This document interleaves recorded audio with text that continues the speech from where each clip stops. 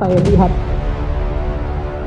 di dalam kasus ini kalian mengetahui semua, bahkan menginginkan daripada kematian anakku.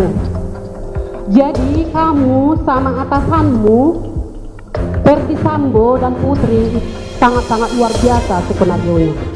Kebohongan. Di sini kalian minta maaf sesudah anakku hampir 5 bulan tewas di tangan kalian semua. Sungguh luar biasa kalian sebagai manusia yang memiliki hati nurani. Kita sama-sama ciptaan Tuhan kok. Tapi kok sekarang ada kesadaran kamu meminta maaf kepada ibu. Ibunda daripada Yosua yang kalian sudah bunuh itu ya. Sangat sadisnya, sangat kecilnya perbuatan kalian. Segerombolan kalian di rumah bapak itu menghabisi nyawa anakku dengan sadis tanpa memberikan satu pun pertolongan buat anakku. Kalian yang tahu di dalam ini semua kejahatan apa yang kalian tutupin. Saya ulangi lagi, kejahatan apa yang kalian tutupi di sini bersama atasanmu itu, sama si PC-mu itu. Jadi tolong jujur, kamu sudah mengatakan maaf tadi. Maaf tidak ada hanya di bibir, ya. Maaf itu mohon pengampunan kepada Tuhan. Jadi saya sebagai orang tua yang sudah kalian hancurkan harapan anakku, yang sudah hancurkan kebanggaan aku yang melahirkan anakku, yang sudah kuajari selalu hormat kepada orang, jangan suka membuat kesalahan kepada orang. Saya selalu mengajari anakku agar selalu rukun, dan saya selalu bertanya kepada anakku dan memberi nasihat. Mohon anakku ya, dimanapun kamu merantau, biar kamu aman dan baik, harus baik kepada orang di sekitarmu. Terlebih kamu satu rumah satu atasan. Saya sangat heran dalam peran ini. Kalau saya lihat ya di berita ini, baru aku sadar dari shock trauma saya yang sangat berat. Saya nggak mengikuti selama ini kasus ini. Baru aku diberikan Tuhan kemampuan di dalam kasus pembunuhan anakku ini, yang harus mati di tangan banyak orang di rumah Ferdi Sambo dan Putri atasannya yang harus memberikan perlindungan buat anakku. Jadi ada apa di dalam ini semuanya? Tolong ya, tolong, minta tolong, karena dia punya ibu juga, punya keluarga juga, dan punya keturunan juga, agar jangan hidup kalian sia-sia dan mata kalian yang sudah dikasih Tuhan jangan tidak berguna. Kalian punya mata, punya hati yang tidak berguna dan sia-sia dengan kematian yang kalian inginkan, kematian anakku. Jadi kata maaf itu jangan hanya di bibir seperti Ferdi Sambo dan Putri, hanya di bibir kata maafnya.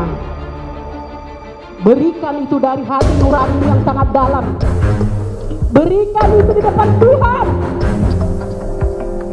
Tuhan maha mengetahui, Tuhan maha melihat, dan Tuhan maha mendengar itu dia berikan kami anakku. Anakku satu-satunya, sebanyak itu dia di rumah itu.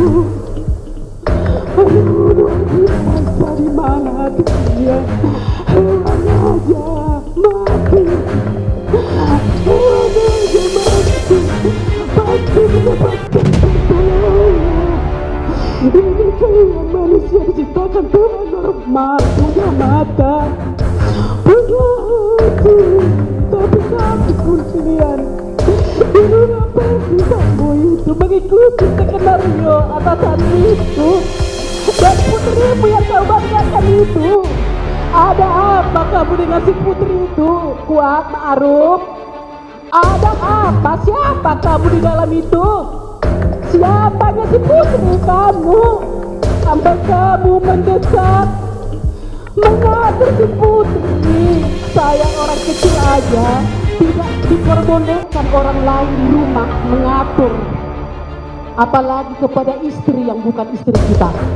Ini ingat ya, dicamkan dalam-dalam. Camkan dalam-dalam. Bagaimanapun bintang di atasanmu itu membuat skenario, Tuhan akan melihat. Kami di sini saksi 12 orang. Memang kami orang lemah, tapi kami yakin di hadapan Tuhan kami akan diperhitungkan. Kami menuntut ketidakadilan ini, dan kami mohon kepada Pak Hakim dan Pak Jaksa, berikan kami keadilan yang seadil-adilnya. Hanya itulah harapan kami, karena kami percaya Pak Hakim adalah wali Tuhan buat kami, orang yang lemah. Karena satu pun di antara rumah Perdisambo itu tidak mempunyai hati nurani. Tidak satu pun di antara mereka selalu berskenario kebohongan demi kebohongan. Jadi kepada penasihat hukum Kuat Ma'ruf, saya juga memohon Bapak sebagai penasihat hukum, tolong diselidiki ini Kuat Ma'ruf ini sebenarnya. Mau berkata jujur, jangan hanya berkata maaf ya. Jangan hanya berkata maaf. Kalau maaf itu jujur gampang. 1000 kali di atas 1000 sekali bisa disebutkan dalam setiap menit. Tapi buktikan kata maafmu itu terlebih di hadapan Tuhan.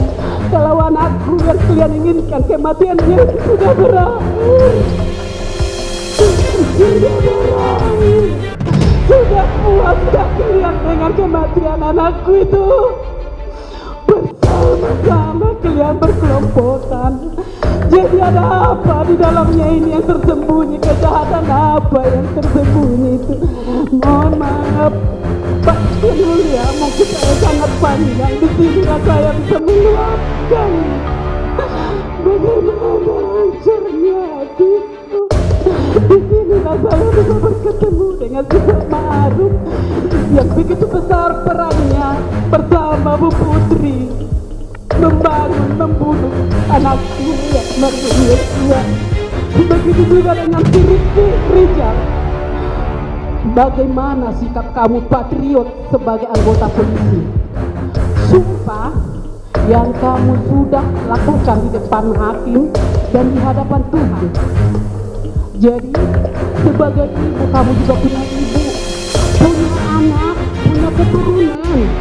Apa yang kita tuai, apa yang kita tabur, apa yang kita tanam, suatu saat nantinya akan kita tuai. Jadi kalau kamu sudah minta maaf di sini, mohon berkata jujur, berkata jujur, berkata jujur. Jangan ikuti skenario pembohongan. Jadi jangan, saya minta, jangan hanya di mulut ya. Mulut ini gampang, mulut itu adalah harimaumu yang mendekam dirimu.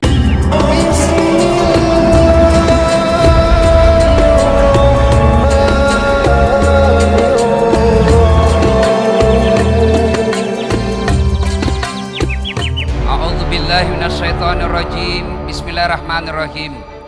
Ya ayyuhalladzina amanu taqullaha haqqa tuqatih wa la tamutunna illa wa antum muslimun. Wahai orang-orang yang beriman, bertakwalah kalian kepada Allah dengan sebenar-benarnya takwa, dan janganlah kalian mati kecuali dalam keadaan beragama Islam. Ayat ini tiap Jumat dibacakan khatib. Dek nasakato bajumae kodek na baca bukatte. Tidak sah khutbah Jumat apabila khatib tidak membaca ayat ini. Jangan kamu mati. Rasa-rasanya ini ayat tidak masuk akal. Jangan kamu mati. Berarti kita yang ngatur itu mati. Toh, jangan kamu mati. Berarti mau tak? Mau ki mati besok pi. Mau ki mati setelah 4 istri. Tunda dulu. Iya toh? Tapi yang namanya kematian bukan kita yang ngatur. Ya, orang kaya, orang miskin, raja-raja, rakyat biasa, bupati.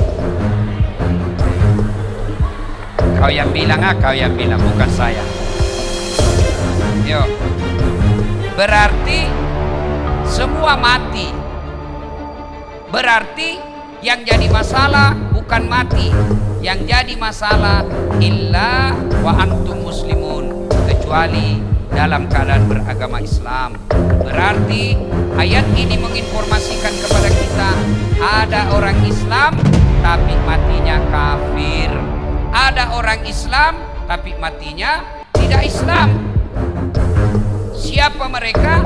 Mereka yang bisa mati dalam keadaan kafir, hubbi aklil haram, mereka yang suka makan makanan haram. Allah kemudian berfirman, Bismillahirrahmanirrahim, Innallaha wa malaikatahu yusalluna 'alan nabi ya ayyuhalladzina amanu sallu 'alaihi wa sallimu taslima. Sesungguhnya Allah dan para malaikatnya bersalawat kepada Rasulullah Muhammad SAW. Maka wahai orang-orang yang beriman, bersalawatlah kalian kepada Rasulullah dengan sebaik-baik salawat.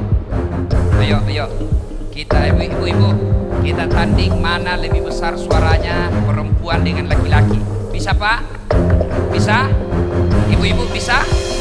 Ayo bapak-bapak diam, ibu-ibu dulu kita salawat. Mana lebih kencang suaranya bapak-bapak ibu-ibu? Jangan mau dikalah ibu ah. Ayo ibu, bu, ayo bu salawat. Salatul. Ayo. Salatoha. Salah. Alaya. Masya Allah. Ini bukan keras. Ini disebut suara syahdu. Suara begini yang kasih nafsu laki-laki. Makanya cewek kalau nanti telepon ke cowok, jangan kau kasih syahdu suaramu. Assalamualaikum. Waalaikumsalam. Mana orang tidak bernafsu dengar suaramu? Di mana kau deh? Di rumah aja kan. Caleda. Jangan kasih begitu suaramu. Bagaimana tidak selingkuh? Di mana kita berbagi kan? Coba kalau kau ditelepon, kasih tegas suaramu. Assalamualaikum. Waalaikumsalam. Lagi di mana? Di rumah. Apa kau bilang? Kenapa kah? Tidak nak telepon aku itu besok. Ya. Ibu-ibu diam. Ibu diam. Kita dengar ini bapak-bapak. Diam. Ayo Pak. Yo. Sholat. I love it. Bikin malu. Itu mau poligami, friend. Aduh, nih baterainya. Ayo bareng-bareng sama-sama. Yuk semua. Salatullah salamullah ala toha. Salatullah ala yasin. Diam. Sekarang ini yang anak-anak yang kecil-kecil yang belum disunat. Ayo. Ini yang kecil-kecil. Ayo. Sholatung. Tiga anak ya roh. Malampi sungai punaa. Amin. Nah ibu bapak, saudara-saudara sekalian, teristimewa alim ulama, khusus yang kita hormati Bapak Bupati Kabupaten Tanah Bumbu beserta istri yang insya Allah dimuliakan dan dirahmati oleh Allah Subhanahu wa Ta'ala. Ini kisah nyata saya alami. Suatu waktu saya diundang ceramah ke Palopo. Palopo itu kalau naik mobil dari Makassar kurang lebih 10 jam. Ya. Nah, saya selesai takziah malam jam 10 saya berangkat, jam 10 malam. Begitu saya naik mobil, salah satu nikmat yang Allah berikan, saya gampang tidur. Gampang betul tidur. Kalau saya naik pesawat, belum terbang sudah tidur. Itu kalau saya naik mobil. Kalau saya sudah baring, karena saya di belakang sopir, saya tidur saya. Nah, sampai di kampung namanya Kera, itu gunung, hutan, tidak ada rumah. Tiba-tiba singgah itu mobil jam 1 malam, jam 1 singgah mobil. Kaget, mana ini sopir ini? Moto kato, mana sopirnya? Oh, kulihat, oh kencing. Dia turun dari sebelah kanan, kencing dia. Saya turun juga, moto kak kencing deh. Turunlah saya, kencing juga. Begitu saya kencing, saya bayangkan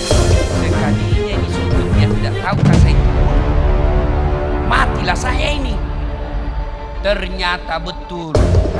Saya lagi kencing, tiba-tiba ini sopir napalari otona. Nasalaika oto. Langsung lari setrek. Itu belum dia habis kencing. Lari ka, woi, usalaika. Apalagi dia sudah tutup kaca mobil, lari. Jam 1 malam. Saya telepon, tidak ada HP. Selama perjalanan itu saya tinggal di jalan. Semua mobil saya kasih singgah, tidak ada yang singgah. Yang mau ke Makassar saya kasih singgah, tidak ada singgah. Saya mau ke Palopo, tidak ada singgah. Kenapa? Dia kira kamu mungkin pocong. Kenapa? Saya pakai putih-putih, songkok putih, baju putih, sarung putih di tengah hutan. Nak kira pocong. Saya mau bilang, mau kak di tengah-tengah jalan begini. Nanti ku bilang, nak kira betul kak pocong, nak tabrak kak. Lah haulon, nak kena bala ustaz sih. Akhirnya apa? Nanti jam 6.15 pagi baru dia kembali ambil saya. Subuh, azan. Saya bilang, ini kalau pintar ini sopir. Kalau azan subuh, pasti dia baru kasih bangun kak. Betul azan subuh, dia balik. Ustaz, subuh, wih, dari ustaz. Langsung dah balik mobilnya nak kasih kencang. Sampai akhirnya jam 6.15. Basah saya karena gerimis. Saya sholat di pinggir jalan hutan. Tidak ada satupun yang ambil saya. Jam 1 sampai jam 6.15 baru dia datang. Begitu dia datang, saya mau tempeleng lebih besar dari saya. Sudah lawang ini dah kalah kak. Akhirnya sepanjang jalan saya diam-diam. Sampai di rumah jabatan wali kota Palopo, langsung dia bilang wali kota, Ustaz, kenapa bisa kita lupa koporta? Dalam hati mapeli si sopir ini. Bohong lagi nih sopir. Ternyata nalapor sama wali kota, dia kembali karena lupa kopornya Ustaz. Saya bilang bukan kopor na lupa, saya na lupa itu sopir tak. Akhirnya apa? Sudah.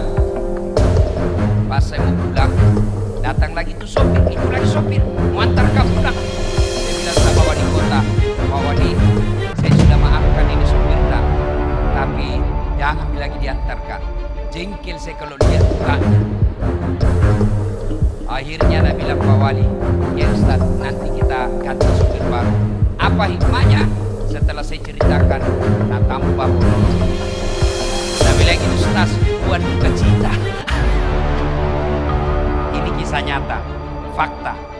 Lalu apa kaitannya acara tadi? Apa hubungannya dengan acara? Beginilah kita kalau sudah masuk. Ya? Almarhum sudah lebih 1 tahun meninggal. Saya baru 4 jam menunggu. Saya berharap ada yang ngambil saya. Ternyata tidak satupun mobil yang tinggal dan mau singgah mengambil saya. Itu baru 4 jam, sudah setengah mati. Beginilah orang yang dikubur, menunggu kiriman amal. Ternyata tidak ada yang kirimi amal. Saya baru 4 jam di pinggir jalan, hujan, masih merasa menderita. Bagaimana kita kalau sudah masuk di kubur? Ayo, saya berharap ada mobil yang singgah mengambil saya. Saya berharap ada mobil yang mampir mengambil saya. Ternyata tidak ada. Begitu juga kalau kita mati. Berharap masih ada yang doakan kita. Berharap ada yang sedekahkan kita. Berharap anak istri kita doakan kita. Ternyata mereka lupa kita. Ini kalau mati makin. Beginilah kita. Ibu bapak pernah lihat orang meninggal? Ibu-ibu pernah lihat orang meninggal? Pernah? Bukan pernah, sering. Telu mantarai kadang minta. Ya kon katomate telu mantarai. Kalau ada orang meninggal, 3 yang mengantarnya dia ke kubur. 1, keluarga. 2, harta. 3, amal. 3 yang ngantar, 2 balik, tinggal 1 temani kita. Siapa yang pertama? Keluarga. Anak ikut ngantar, istri ikut ngantar, saudara ikut ngantar, menantu ikut ngantar, ipar ikut ngantar. Tapi siapa yang temani kita masuk? Ibu-ibu, Kira-kira kalau meninggal ibu, mau suami tak masuk? Mau temani ibu? Nama waktu tanah odok dulu, gunungkan kudaki, kemanapun kau pergi aku akan mengikuti. Lautkan kuda ku renangi, gunungkan kudaki, masjid kau lewati. Meninggal, masuk, kakinya saja dia tidak mau, bengkak matanya, tapi apa dia bilang? Bulan depan sama ganti. Ayo, ada orang di Makassar temanku haji, meninggal istrinya, bengkak matanya Pak. Begitu dia sayangnya istrinya, bengkak matanya. Apa dia bilang? Ustaz, rasanya tak bisa lagi kulanjutkan hidup. Ini separuh jiwaku sudah Ustaz. Sama lama ini istri saya luar biasa, tapi sekarang hancur perasaanku. Tidak bisa aku rasa lanjutkan hidup. Hebatnya ini bapak ini, sayang betul sama istrinya. Sekalinya beberapa bulan kemudian, saya pergi jogging, lari-lari sore di Karebosi. Ada perempuan namanya putih, masih muda, dah pakai jilbab, dah ikat rambut. Saya bilang, Haji, siapa itu Haji? Dia bilang, yang baru Ustaz. Apa ini? Bu, ini ibu-ibu kalau mati yang sudah muka-muka sakaratil maut, siapa doakan? Siapa yang masuk temani kita? Amal keluarga tidak bakal dia akan ikut.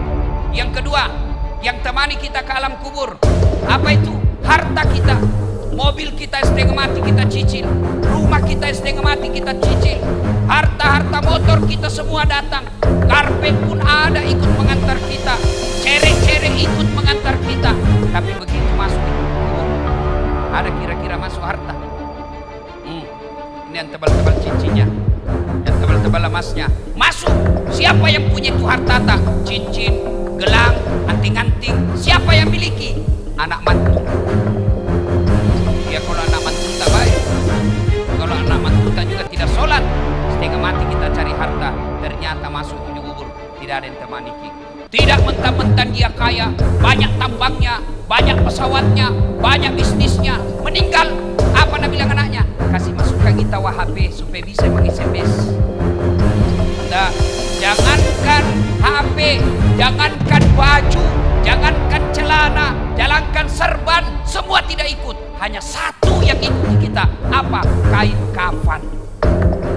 Itu saja, kain kafan, bukan kain sutra. Mentang-mentang dia kaya dikasih kain sebanyak-banyaknya, tidak. Mentang-mentang dia kaya dikasih televisi masuk, tidak. Semua hartamu dia peributkan anak-anakmu. Yang ketiga, yang ikut mengantar kita, apa? Apa yang mengantar kita yang ketiga? Amal. Inilah yang setia. Amal kebaikan maupun amal kejahatan kita akan ikut setia sampai ke dalam kubur. Ibu bapak saudara-saudara sekalian, kalau orang sudah masuk di kubur, tidak ada harapan Pak. Tak ada lagi. Kalau ibu dari Sulawesi Selatan, dari Pangkep, dari Sidrap, dari Pinrang, dari Mamuju, dari Majene, datang merantau ke Kota Baru, datang merantau ke Batu Licin, datang merantau ke Pagatan, ternyata sampai di Tanah Bumbu menderita, sampai di Tanah Bumbu susah cari uang, sampai di Tanah Bumbu menderita hidupnya, masih bisa kita kembali kampung, masih bisa kita kembali. Tapi demi Allah, kalau kita sudah masuk kubur, kau senang atau tidak, tinggal kau di situ.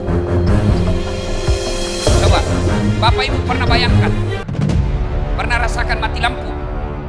Pernah rasakan mati lampu? Sering. Coba lihat, bayangkan kalau mati lampu.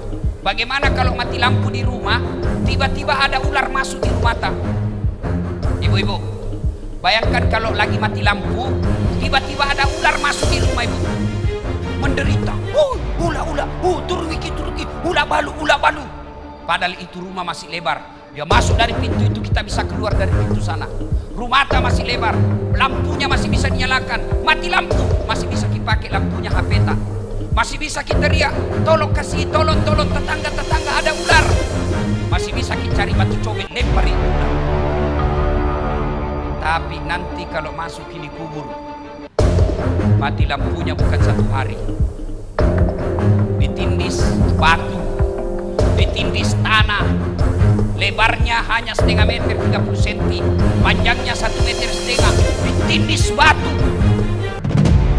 Pada saat itu tidak ada lagi temani kita kecuali amal. Maka saya heran kalau ada orang sudah tua masih juga tidak baik akhlaknya, masih juga tidak memperbanyak amal, mari ngerak ngomong. Saya heran orang tak siap belum juga baik agamanya, datang acara haul, datang acara keagamaan, pulang masih tidak baik agamanya, maka itu orang sudah mati hatinya.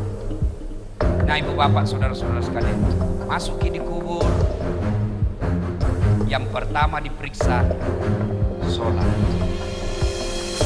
Pertama nih dulu Pak, bukan dulu diperiksa puasa, bukan haji diperiksa, bukan zakat yang pertama diperiksa. Apa yang pertama diperiksa ketika masuk di kubur? Sholat. Makanya sholat harus kita jaga baik-baik. Begitu para malaikat, para pengantar sudah kembali, dalam hadis dijelaskan, pengantar sudah pada kembali, pengantar jenazah, biar leman taraki, bahkan kaki yang terakhir masih didengar, datang malaikat. Tanya 5 perkara, 5 pakutanana malaikat. Kalau baik sholatnya, tidak usah bingung, sholat yang akan jawab pertanyaan kita. Sudah, hidup nih, bungkus ki. Ada orang meninggal ibu. Ya, ada orang bulan ceramah, dengar takziah, menjual gogos. Tahu gogos? Tahu gogos Pak? Tahu toh? Nah bilang sama istrinya, Bu, besok-besok kalau saya mati, jangan mau bungkus kain kapan. Kan sekali pertanyaannya malaikat. Jadi apa Pak? Doko bawa nak daun loka. Bungkus saya pakai daun pisang. Kenapa? Nggak ditanya kan, dikira kak gogos. Jadi nggak ditanya-tanya orang. Baiklah, meninggal betul. Pas meninggal dibungkus kain pisang. Begitu ditanam, langsung datang malaikat. Dan bilang malaikat, ih kenapa ada gogos sini? Nggak ditanya, langsung dia bilang malaikat, bakar. Dek, dari tandai langsung menitunuh. Nah, Bapak saudara-saudara sekalian. Nah, orang itu menghadapi sakaratil maut sebelum kita masuk di kubur. Sakaratil maut dulu kita hadapi. Orang menghadapi sakaratil maut macam-macam. Ya, pernah lihat orang sakaratil maut? Coba lihat itu saya. Kalau ada orang meninggal itu siapa dipanggil? Siapa? Ustaz. Makanya jangan pandang enteng itu Ustaz. Karena kalau mau mati siapa dipanggil? Pak Camat. Tidak tahu mengaji. Siapa dipanggil? Kepala dinas. Oh lari. Siapa dipanggil? Ustaz. Makanya jangan kau pandang enteng itu Ustaz. Karena ada saatnya sakaratil maut pun dia yang tolong. Adalah orang meninggal, coba dia macam-macam orang meninggal Pak. Ada orang sini orang sakaratil maut, madag nasa ngogi kan macam-macam itu orang sakaratil maut.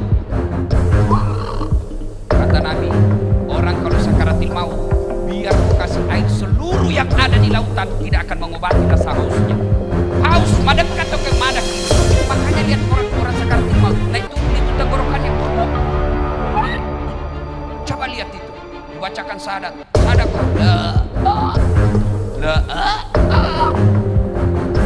bahkan ada di Sulawesi Selatan ibu-ibu 1 minggu di sakaratul maut tak mati. Ingat, kalau ada orang lama sakaratul maut berarti lama disiksa itu. Saya kasihan, saya datangi, bacakan Yasin. Bismillahirrahmanirrahim. Yasin. Langsung bangun ibu, pergi, nah, lempar ke botol aku. Cak mangan sini, panas telinga, salai. Urusannya ada orang saya nadikan panas telinga. Saya ulang lagi. Bismillahirrahmanirrahim. Ya, sudah. Lempar kak lagi. Basah baju. Saya tinggalkan. Saya bilang, peringatan. Saya tanya anaknya, pintar gitu mengaji mama tak? Dia bilang, itu ustaz mama aji. Tidak tahu memang mengaji. Haji, tidak tahu mengaji. Banyak aja begini sekarang. Saya seandainya menteri, maka syarat menunaikan ibadah haji lancar ngaji, pasti cukup pendaftar. Oh, kalau ada yang tidak tahu ngaji di sini, belajar, masih sakit kok mati kita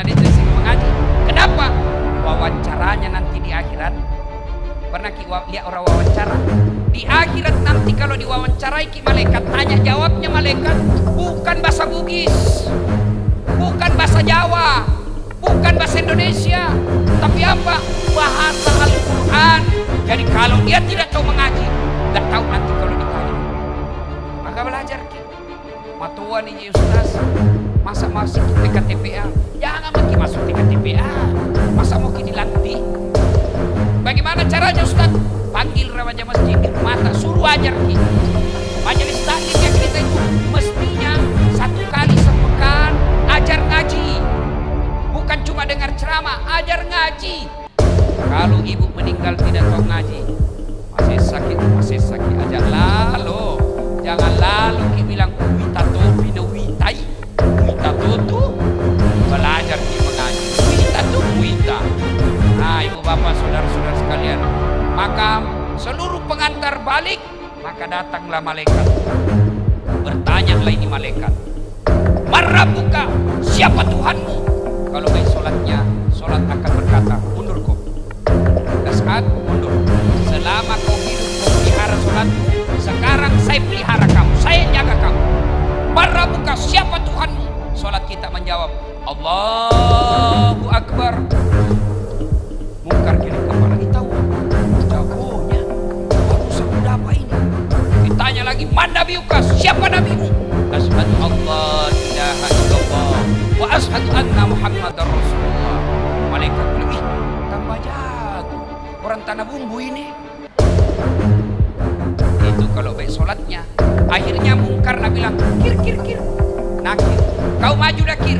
Nabi bilang Mungkar, nakir. Sedangkan kau mundur, apalagi saya wakil. Mungkar, nakir. Nabi bilang, kalau begitu kita naik melapor. Naiklah melapor di aras Allah. Ya Allah, ada hambamu saya tanya, Marrabuka. Dia jawab, Allahu Akbar. Allah berfirman, oh bukan dia jawab tapi solatnya. Karena dia baik solatnya, tidurkan dia seperti nikmatnya tidur pengantin baru. Masih ingat waktu pengantin baru? Enak itu pengantin baru. Sampai saya selalu mau ulang, tapi tidak ada wani. Coba, itu kalau beres solatnya. Kalau tidak beres solatnya, kembali pengantar, datanglah dia, datang malaikat, ditanya, Marrabuka, siapa Tuhan? Langsung kaget. Tunggu dulu, orang baru datang. Malaikat yang mau nagiaki. Marrabuka, siapa Tuhan? Kaget lagi. Langsung dia jawab, ketuhanan yang Maha Esa. Langsung disemes. Jadi buku, syarat pertama, kalau mau selamat menghadapi sakaratul maut itu, perbaiki sholat.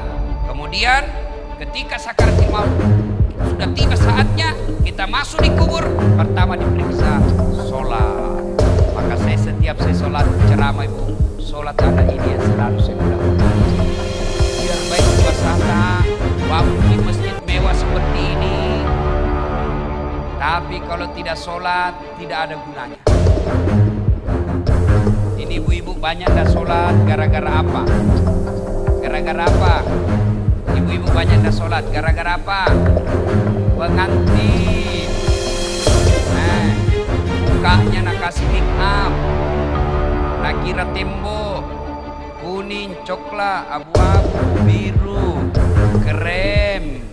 Nah, ada cilakna, alisna nak kasih tipis. Ada juga yang tebal, beda kanan beda kiri. Nah, kasih lebih lagi sedikit di sini. Nah,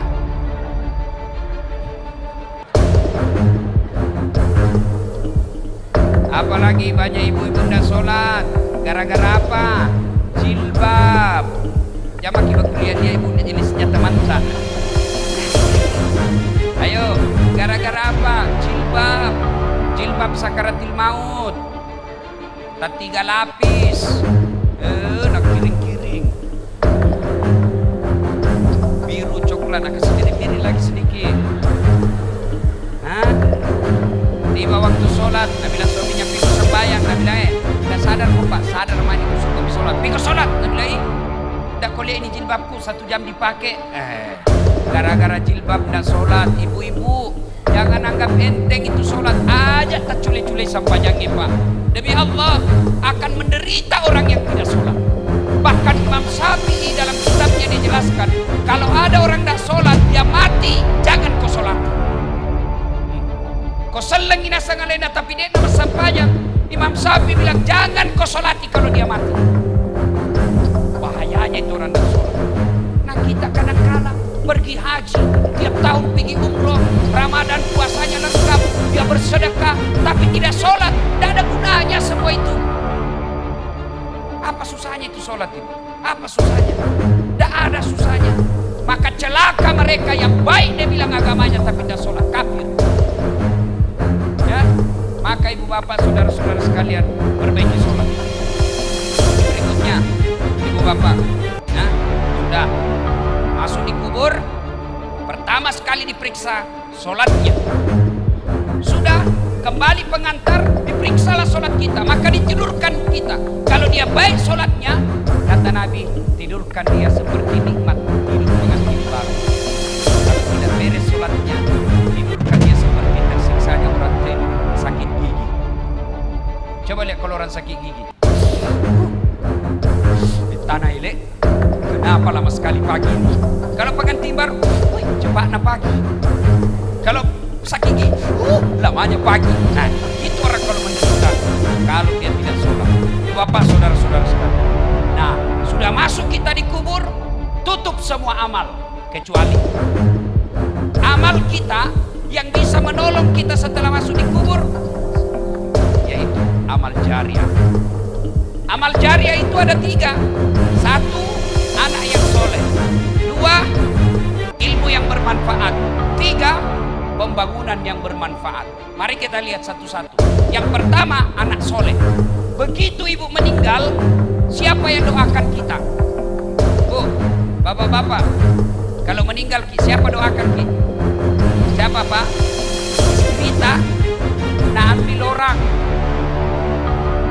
Ibu-ibu meninggal, siapa doakan ki?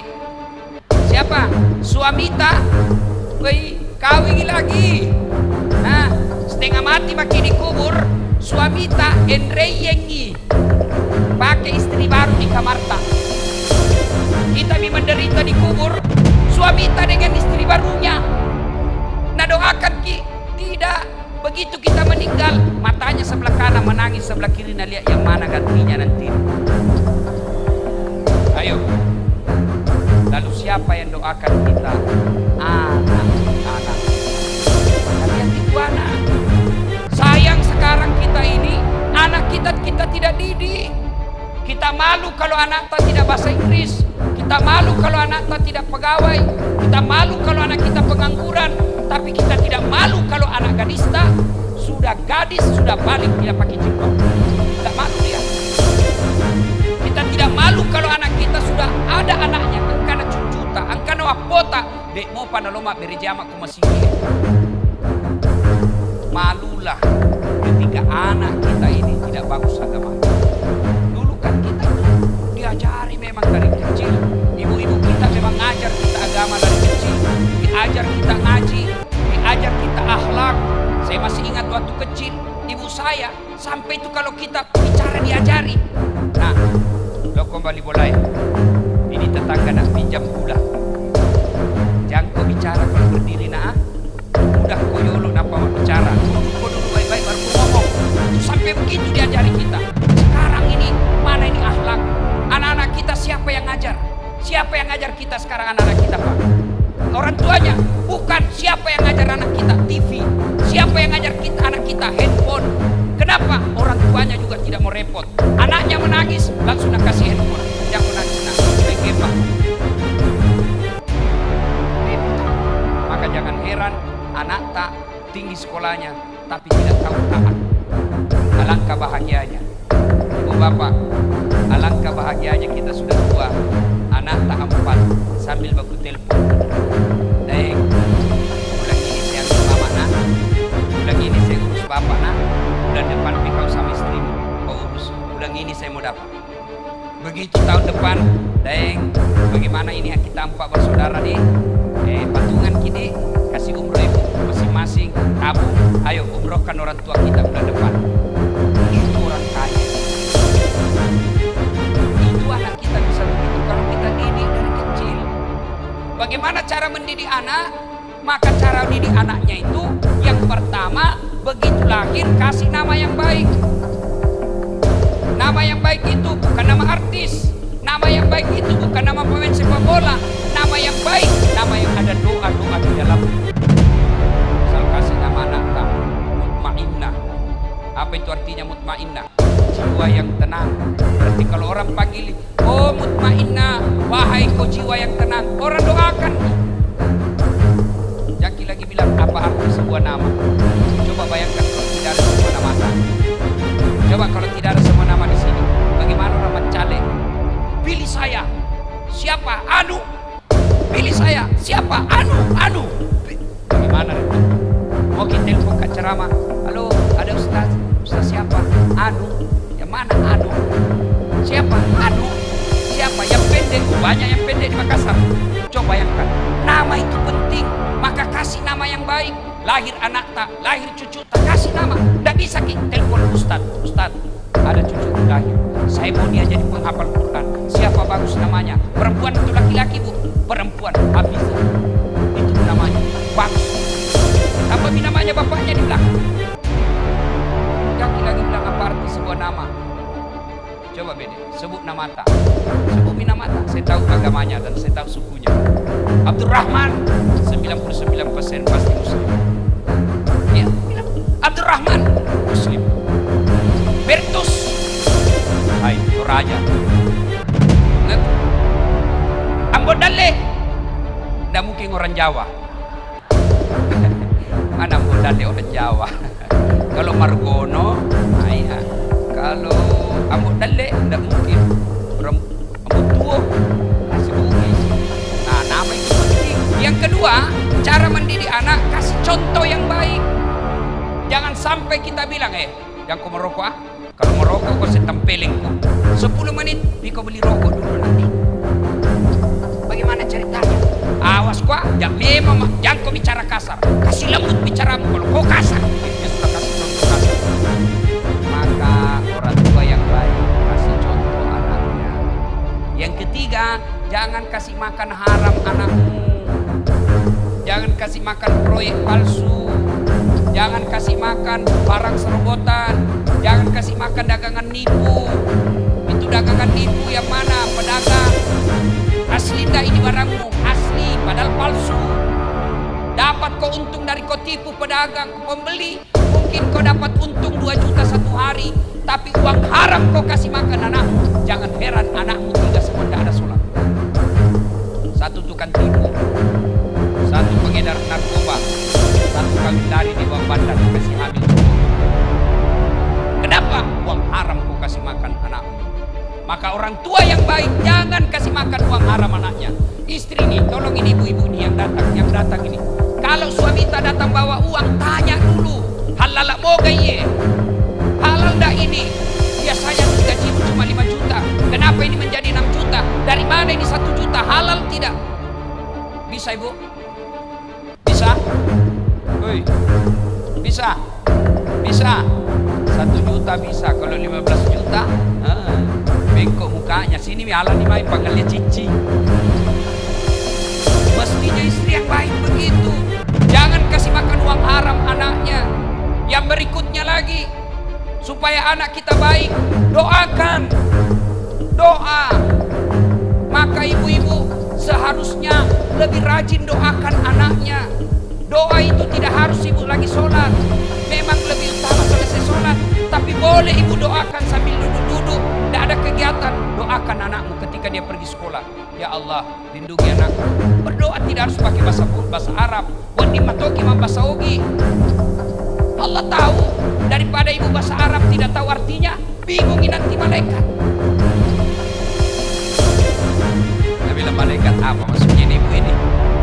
Dia mau doakan anaknya anak soleh, nah minta hujan, nah doa dah baca. Malaikat. Maka tidak harus ke bahasa Arab. Mak bahasa Ogi nih. Buang. Katu kasih si kaju-kaju anak.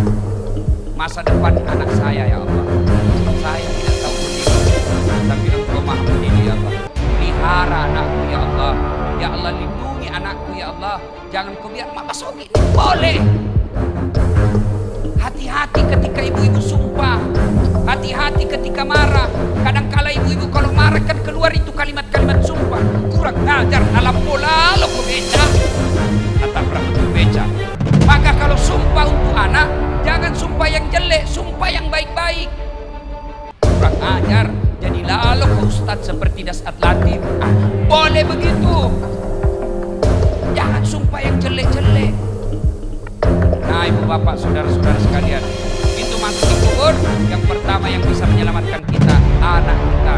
Maka bapak-bapak yang masih hidup, yang sudah wafat orang tuanya, doakan orang tua. Itu orang tua sekarang, dia sudah tidak harapkan lagi dibangunkan rumah. Tidak nih, tapi yang diharapkan paling tidak kiriman-kiriman doa. Bagaimana cara kirimkan doa? Tidak harus ustaz. Haul seperti ini, tidak harus ustaz yang doakan orang tua. Doa sebaik-baik doa untuk orang tua dari anaknya.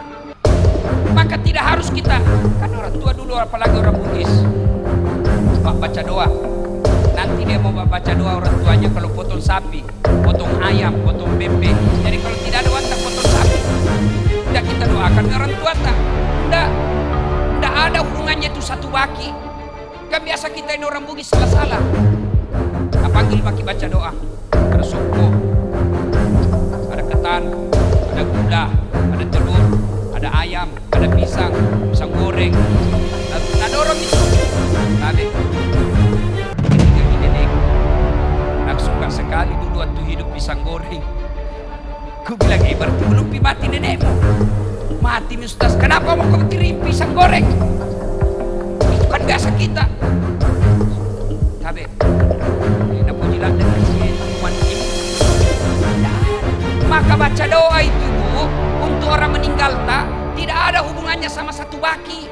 Yang ada seperti ini, tidak ada hubungannya. Lalu untuk apa ini satu baki kalau kita baca-baca? Untuk apa? Tawana Ustaz saya kupur yang membaca. Maka saya kalau disuruh baca, tidak mau itu kalau ada satu baki. Ada, jangan di depan kalau ada. Saya jelaskan, ini bukan untuk orang meninggal, tapi untuk saya. Jangan di depanku, kasih di belakang. Kenapa? Karena kalau dia di depan saya, mulutku baca doa, pikiranku yang mana dulu makan. Iya toh? Mana dulu saya makan, telur ke dulu di mana dulu. Maka di belakang saja, tidak ada. Ini sebagian orang-orang tua kita yang dulu-dulu. Nanti dia mau baca doa kalau dia potong ayam. Enggak, lagi duduk-duduk di teras, lagi duduk-duduk.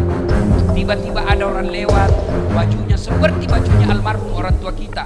Kita ingat bapak tak? Bajunya bapak tak suka Fatihah. Bagaimana caranya? Boleh pakai bahasa Arab. Bila hadrat Nabi Mustafa Muhammad SAW, summa hususil ruhil almarhum bapak siapa namanya? Abdul Latif bin Sokko Al-Fatihah. Itu bahasa Arabnya. Kalau mau ke bahasa Indonesianya, saya niatkan kirimkan Fatihah Rasulullah Muhammad SAW. Saya ikutkan ruh almarhum bapak saya Abdul Latif bin Sokko Al-Fatihah. Boleh juga bahasa Bugis. Wakate mas kiringin surat Fatihah Nabi Muhammad SAW. Wacio ia amboku Al-Fatihah. Boleh. Bayangkan, suatu kali Nabi bersama sahabat menuju satu tempat, melewati pemakaman kubur. Begitu Nabi lewat pemakaman, Nabi bersabda, cepatkan langkahmu, maperi-periko. Dilangkahkan kaki dengan cepat. Sampai Nabi di tujuan, balik lagi. Sahabat ketika lewat di pemakaman, kasih langkah capak kakinya. Nabi bilang, tidak usah kubur, santai saja. Sahabat bertanya, ya Rasul, waktu pergi disuruh buru-buru, pulang tidak lagi. Ada apa ya Rasul? Nabi bilang, andai kau dikasih telinga seperti telingaku, kau dengar betapa disiksa orang tadi. Waktu pergi, disiksa ini orang di kuburnya. Tak tahan saya dengar dia disiksa. Dek, na lemuk nyawaku, tak betah saya dengar. Maka saya mau cepat jauh supaya saya tidak dengar. Waktu pulang tidak lagi disiksa. Kenapa? Saya dapat berita dari Jibril. Allah perintahkan malaikat yang menyiksa di kubur, hentikan siksaanmu. Tidak mungkin kusiksa bapaknya sementara anaknya di dunia lagi belajar mengaji membaca basmalah. Napai bismillah na baca anak-anak, Allah perintahkan malaikat hentikan kusiksa orang tua, anaknya lagi baca Al-Fatihah. Maka ibu bapak yang meninggal orang tuanya, doakan orang tua. Yang kedua, bagaimana setelah didoakan? Sedekah atas nama orang tua. Ini sahibul hajat yang undang saya ke tempat ini. Ini pahalanya akan sampai ke orang tuanya. Berapa sedekahnya kita makanan? Ya, yang dos-dos itu. Meskipun ada juga ambil tak 2 dos. Sudah dikasih 1, nak bilang belum pi. Ibu-ibu Columbus, kelompok ibu-ibu pembungkus. Buran ya lesitim malam mopi. Itu sedekah.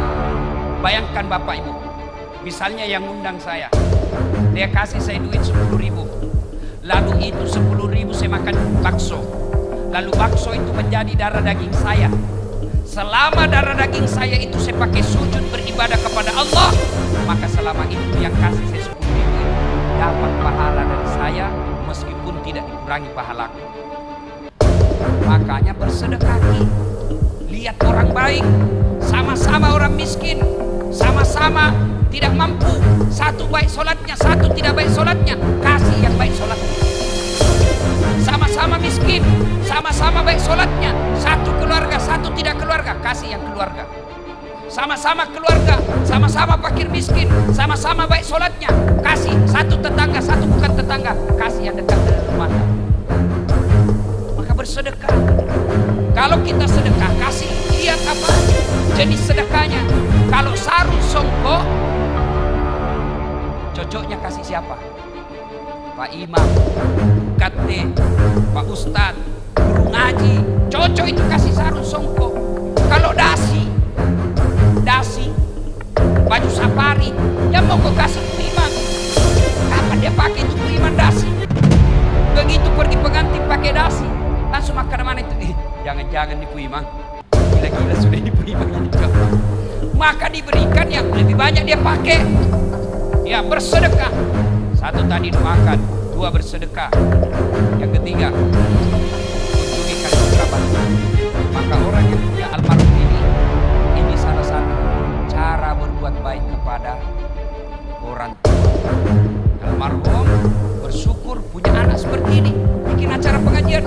Bayangkan kalau saya selesai ceramah ini, lalu ibu amalkan apa yang saya sampaikan.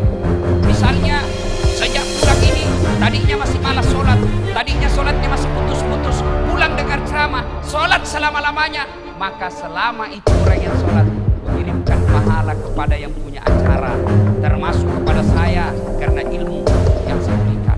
Tidak ada kurangi pahalaku, tidak ada kurang yang punya acara, sama-sama dapat pahala. Maka ibu, kalau ada orang meninggal di orang tua, maka bersedekahi atas nama orang tua. Tidak sampai Ustadz. Kalau ada orang bilang tidak sampai, mau bukti? Mau bukti bahwa sedekah untuk orang meninggal sampai?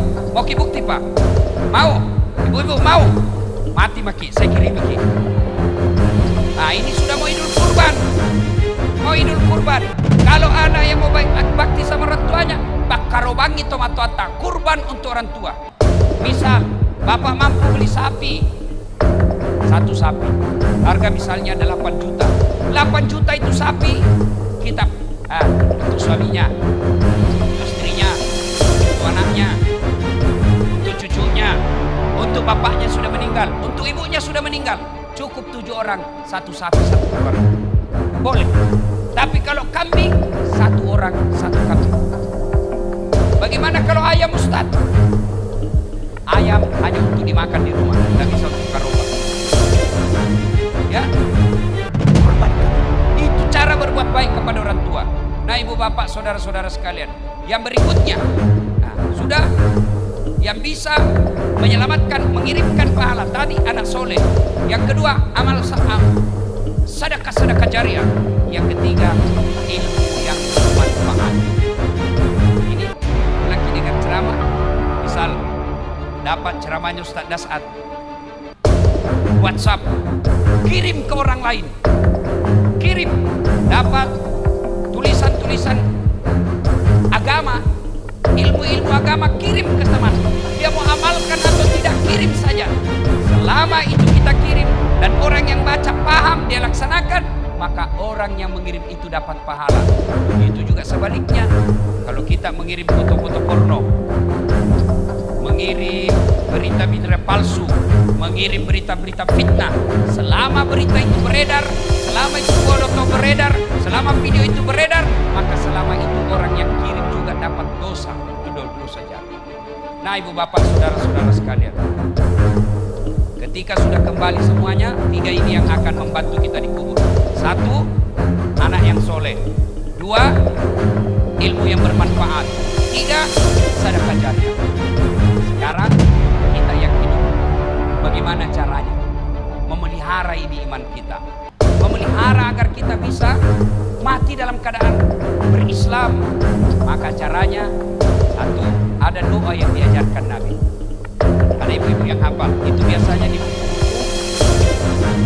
tahlil. Dan di majelis taklim ada itu buku tahlil di belakangnya, namanya doa selamat.